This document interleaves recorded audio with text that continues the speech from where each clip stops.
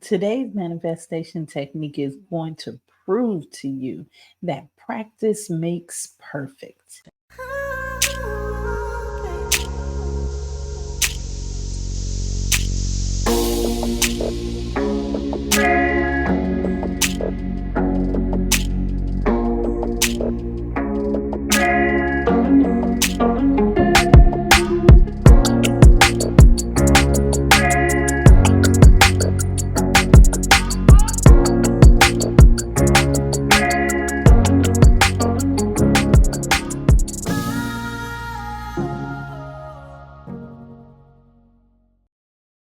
Hello, hello, hello. Thank you so much for joining the Manifest on Purpose show, whether you're listening or watching.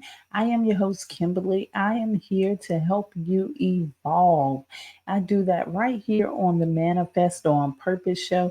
Thank you so much for joining me today. Thank you for all of those you've invited, and thank you for subscribing here and on the website at Kimberly.com. That's KIMBALEY.com. The God in me loves the God in you. Today, we're going to get into a manifestation technique. I know you're excited because I am.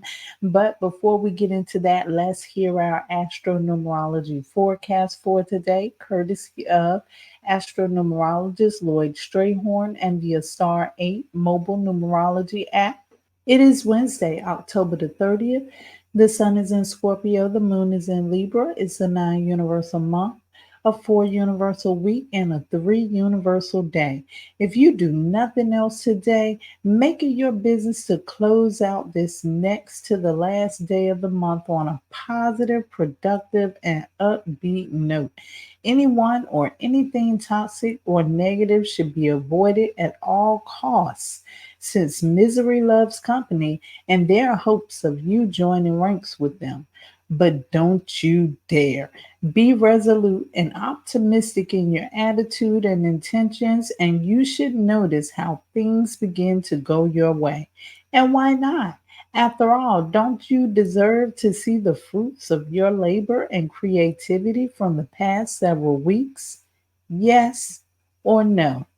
Sagittarius, Pisces, and those born on the 3rd, 12th, 21st, and 30th of any month appear to be the star of today's cosmic show.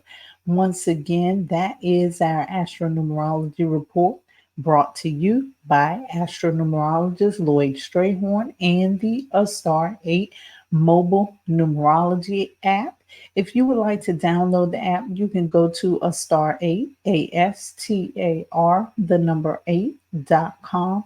You can also get it on Google Play and the App Store, and go to linktr.ee/numbersanyou. You will find that and some of his other exclusive products and services, including the free monthly newsletter. 2025 is right around the corner, and you know it's going to be a year of transformation. Are you prepared? Are you ready? I'm here to help you get prepared. Order your 2025 astronumerology forecast for the year so that you can navigate through the transformations of next year. You can also get your personal report and your compatibility report and even your business report. And if you want to get deeper down in the nitty gritty of who you are, make sure you schedule your astronumerology consultation at Kimberly, KIMBALEY.com. You are invited to join me on Wednesday, January the 1st, the very first day of 2025, for the Vision Board Mastery. The Vision Board Mastery is all about helping you manifest 2025 on purpose. And boy, have I got the tools for you to do it. I will be teaching you about the power of creative visualization.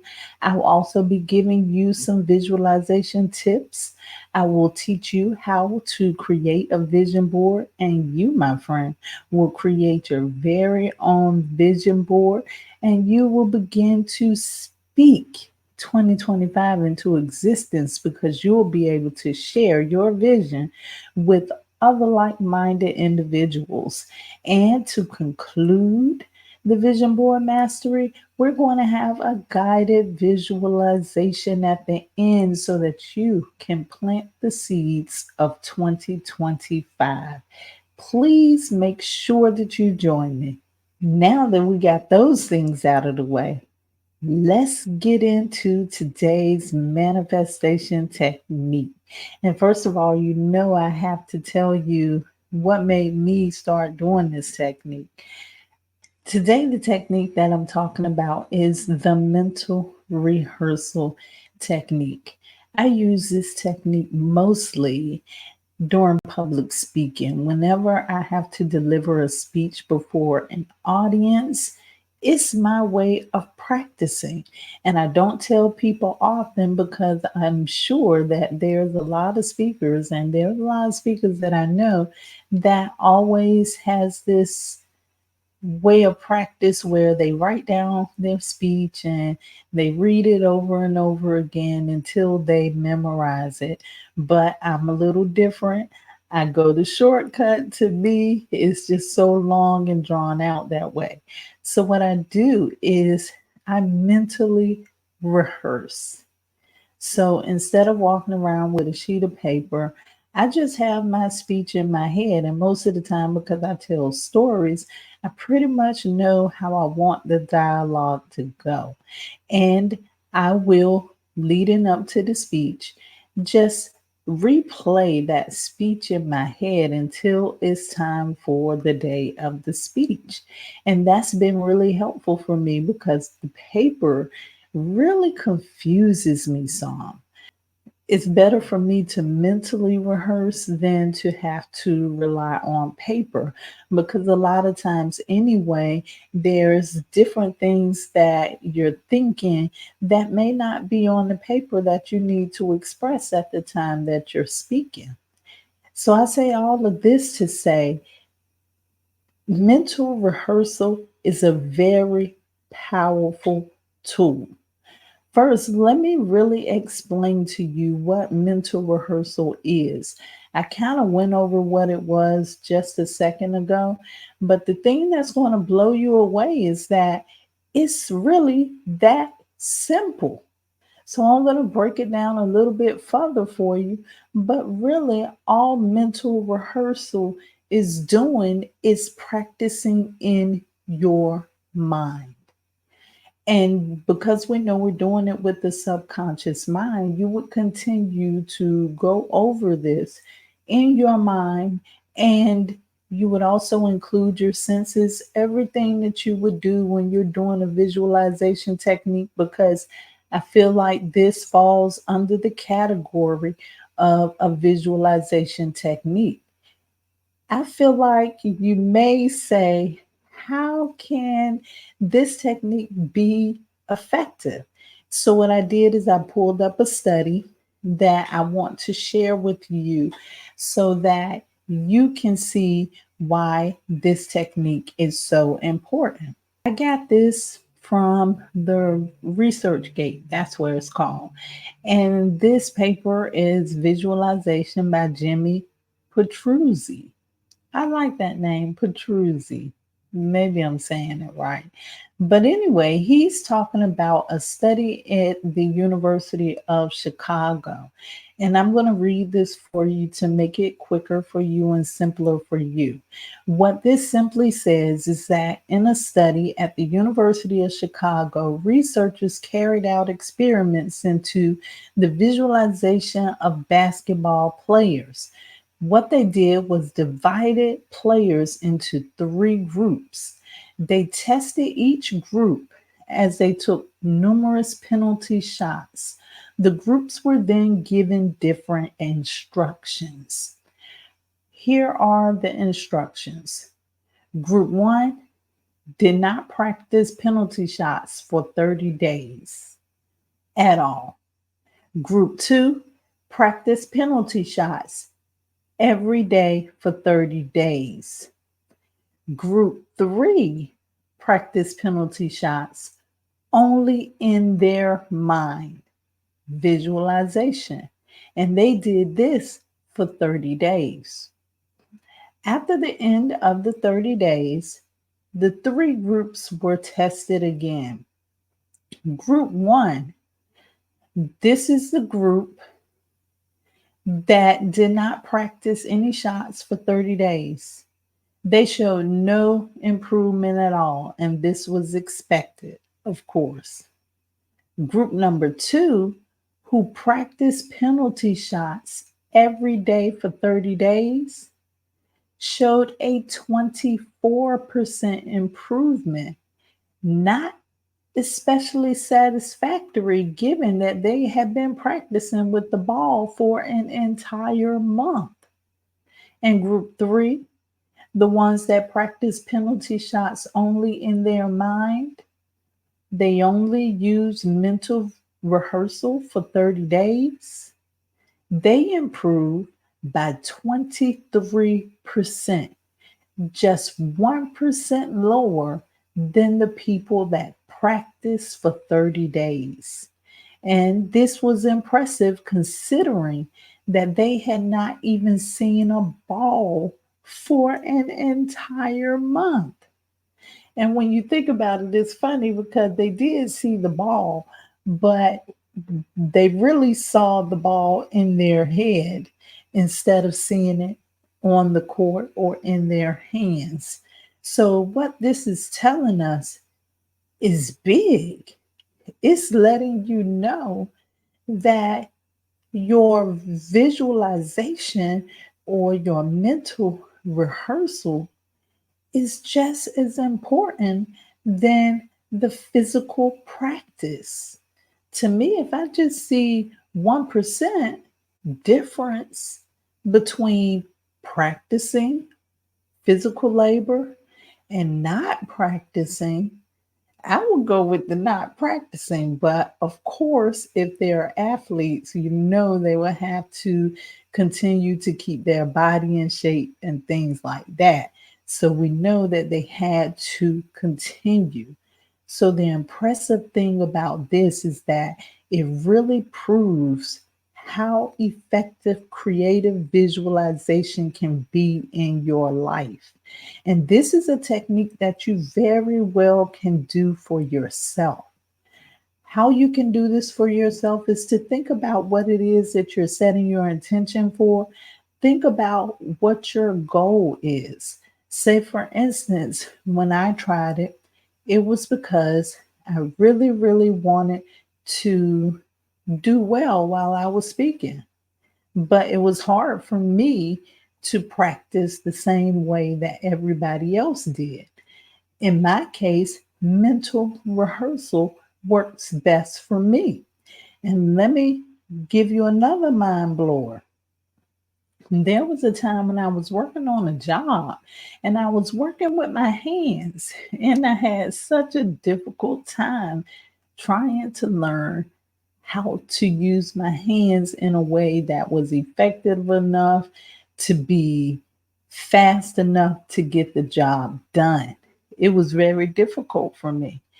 And apparently, it was so difficult that I went home one night and I dreamed about it.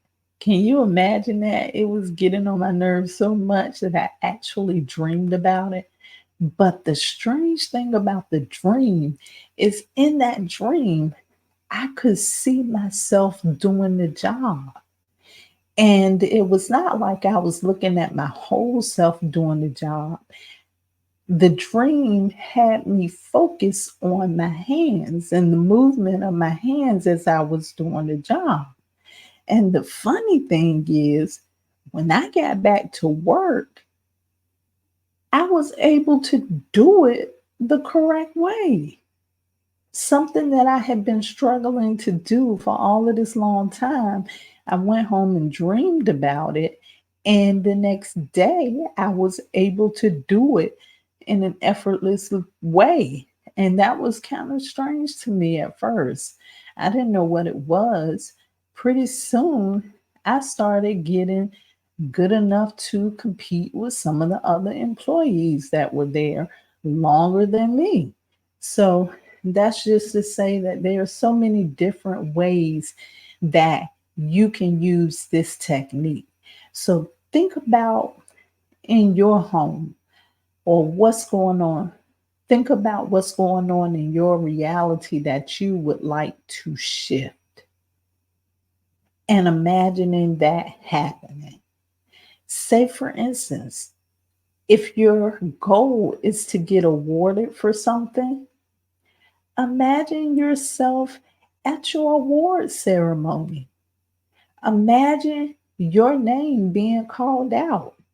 And while you're imagining that, think about how that moment makes you feel. Think about the people that are around you, how excited you are. Even get excited in this because when you utilize your emotions, then this makes it so much more powerful.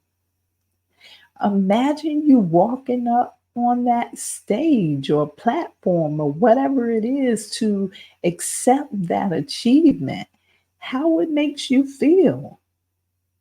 And to give a little extra bonus tip to it, a little icing on the cake, go ahead and write your acceptance speech and mentally rehearse giving your acceptance speech after you receive that award. What about you ready to see your child graduate from college? Imagine being in their graduation. Imagine what it feels like the moment you hear your child's name called to come on the stage to receive their diploma. Allow your emotions to get involved. And this should always feel like it's in the present moment. What about if there's a new car you want? Mentally rehearse finding that car, going to the lot and test driving that car and getting that car. There's so many things that you can use this technique for. All you have to do is just like I talked about in the last conversation, is to use the power of your imagination. So, what you really need to do for this technique is first, you need to get clear on your intention. What is it in this moment that you're trying to achieve? Now, don't go crazy with it and write 3, 4, 5, 6 things. Try one thing at a time and see that through. Then move on to the next one. So you're going to write your intentions and get clear on what you want. And once you do that, mentally, you're going to be thinking about how that will make you feel once you achieve it. Think about where you would be when you finally find out that you've achieved it.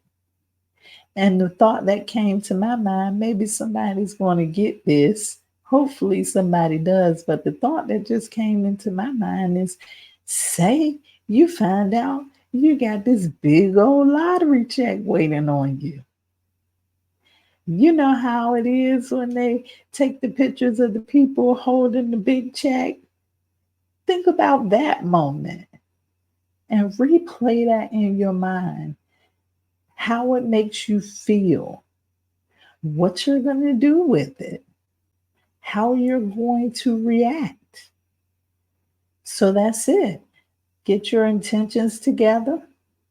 Think about how it's going to make you feel. And to make sure that the visualization is complete the way that you want it, when you're writing your intentions, make sure you include how you will feel, what you would like to do with it. your specific plans for whatever it is that you're asking for. And I'll throw another one in there. Neville Goddard says, what are you willing to give in exchange for it? And once you pass that point, be in gratitude that it's already happening. Because as I said, you're going to be doing this in the present moment.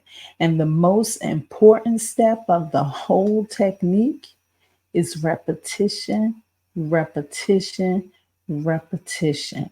You want to make sure that you're doing this on a repetitive basis because we want the subconscious mind to believe that this is really happening, because the whole key to this technique is whether we imagine something or it's really happening in reality. The subconscious mind does not know the difference. That's why I stress the importance of adding your emotions to it, because when you add those emotions, it makes it seem more real, it makes it more believable. So make sure that you're using the power of visualization. So, once again, this technique is what I like to call the mental rehearsal. And the one thing that will make this successful among all of the other things that I said is repetition, repetition, repetition. As you saw with those basketball players in that case study, they repeated the technique for 30 days. For timing, I suggest that you use the subconscious magic hours. Those will be the hours right after you wake up in the morning, not even the hours, the first few moments after you wake up in the morning, and the last few moments before you go to sleep at night. That's when your subconscious mind is more open for suggestion. So I think I'll change the statement: practice makes purpose. So make sure that you're getting your practice in, and drop down in the comment box what you plan to mentally rehearse. And if you get any results, come back and let us know. I love you to life. This is how you manifest on purpose.